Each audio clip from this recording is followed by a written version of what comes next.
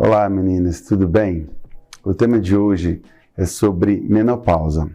Eu entrei na menopausa, pergunta, que chega geralmente para mim no consultório. E agora, doutor? Primeiro então, é preciso que a gente determine ou conceitue melhor o que significa entrar na menopausa. Entrar na menopausa didaticamente, aquele período onde a paciente fica 1 ano sem menstruar. Esse período de transição, onde a paciente eventualmente tem ciclos irregulares, começa a ter ondas de calor, a menstruação vem mês sim, mês não, muitas vezes os ciclos menstruais ficam um pouco mais longos, a paciente fica até acima de 35 dias sem menstruar, ou a menstruação vem 2, 3 vezes ao mês, mudando o padrão do fluxo menstrual, onde a paciente pode ter ciclos onde a alteração do fluxo podendo ser um pouco mais ou um pouco menos, e a duração do dia podendo ser um pouco mais de dias menstruadas ou um pouco menos.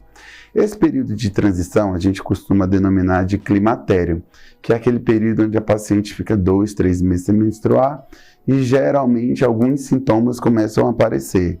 Ondas de calor, ressecamento vaginal, alteração do libido, indisposição, insônia.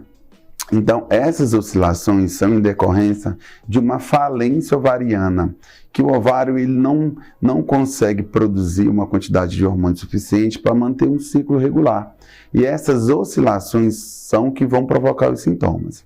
Mas a partir daí, doutor, eu estou na menopausa, fiquei 1 ano sem menstruar. E agora? Eu preciso fazer terapia de reposição hormonal? Na verdade, a Sociedade Brasileira de Climatério e Menopausa recomenda que a paciente deva fazer terapia de reposição hormonal caso ela não tenha as contraindicações clássicas, se a paciente tiver sintomas.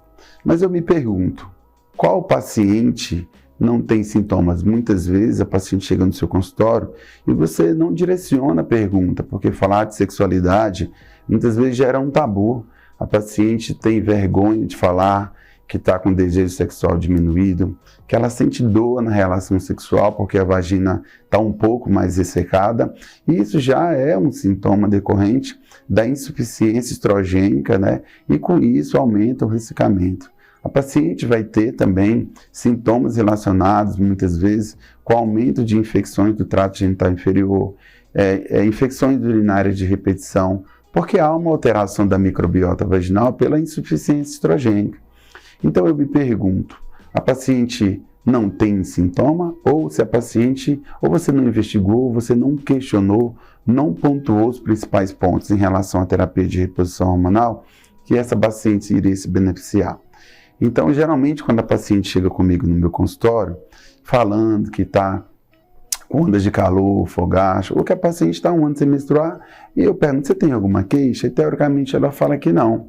E eu vou pontuando, e aí, tá tudo bem em casa, relação sexual, como é que tá com o maridão? Tá tudo certinho? Aí ela começa a falar, doutor, eu tô achando que tá um pouco ruim, eu não sinto tanta vontade de ter relação, ou quando eu vou ter relação sexual, eu sinto desconforto, muitas vezes eu tenho que usar gel, hidratante vaginal, para que a relação sexual aconteça de forma satisfatória.